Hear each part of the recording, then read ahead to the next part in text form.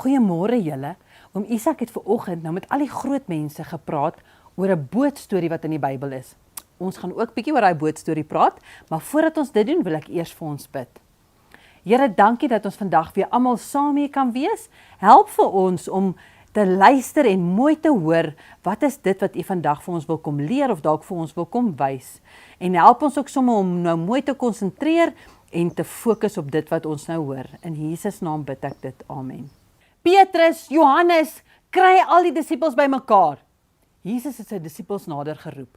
Klim in die boot en vaar na die oorkant toe. Ek gaan al die ander mense huis toe stuur. Die storie is in Matteus 14. Dis die heel eerste boek in die Nuwe Testament. Daar was baie mense bymekaar gewees en almal het graag na Jesus geluister en hulle het baie van hom gehou ook. Nadat al die mense huis toe is, het Jesus alleen teen die berg uitgeklim om bietjie daar te gaan bid.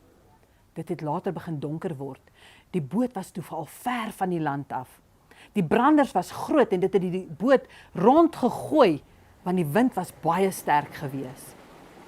Kan jy dink hoe bang moes daai disippels in die boot gewees het? Hulle was nat en dit was sekerlik koud en nog pikdonker ook. Hulle kon nie uit die boot uit klim nie. Hulle kon nêrens heen gaan nie. Ek dink hulle het sommer so nader aan mekaar geskuif en so naby mekaar gesit. Hulle was vasgevang in daai klein bootjie op daai rowwe see. Vroeg die volgende oggend, voordat dit lig geword het, het Jesus op die water na hulle toe aangeloop gekom.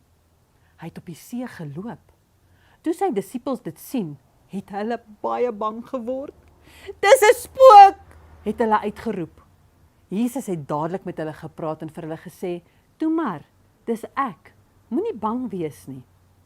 Petrus sê toe vir Jesus, Here, as dit U is, sê dan ek moet uit die boot uitklim en op die water loop. Jesus het vir hom gesê, kom Petrus. Hy het uit die boot uitgeklim en toe hy op die water begin loop het dit ewe skielik te groot geraak vir hom. Hy was baie braaf gewees, maar hy het geskrik toe die wind so erg waai en hy het baie bang geword.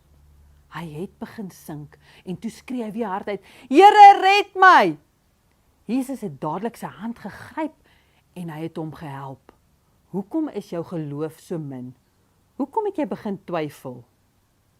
Die ander disippels het hulle in die boot ingehelp en die wind het opgehou waai. Almal wat in die boot was, het voor Jesus gekniel en vir hom gesê, waarlik, U is die Seun van God. Niks is vir U onmoontlik nie. Wow, dis 'n pragtige storie, né? Ons is net soos hierdie disippels almal in dieselfde bootjie. Ons kan nêrens heen gaan nie. En ons gaan nog vir 'n lang tyd so by mekaar wees. Elkeen van ons is anders en dit maak ons spesiaal. Ons moet hierdie tyd gebruik om saam te bid. Maar meer as dit, ons kan saam speletjies speel, ons kan saam kos maak, ons kan saam lag. Ons kan ook lekker saam gesels.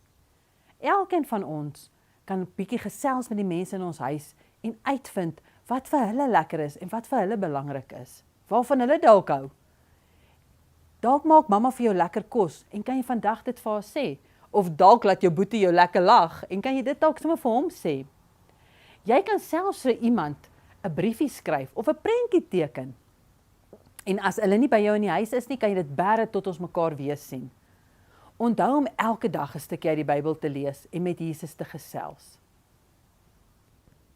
Hallo julle. Tannie Gerda het nou net gepraat van ons moet ons Bybels lees en ons moet bid elke dag. En dit het my laat dink aan 'n liedjie wat sê wanneer ons dit doen, kry ons krag van die Here. Jy vat jou gitaar en dan sing jy hierdie liedjie saam met my.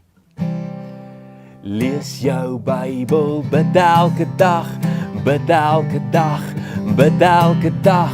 Lees jou Bybel, bid elke dag, want dit gee jou krag.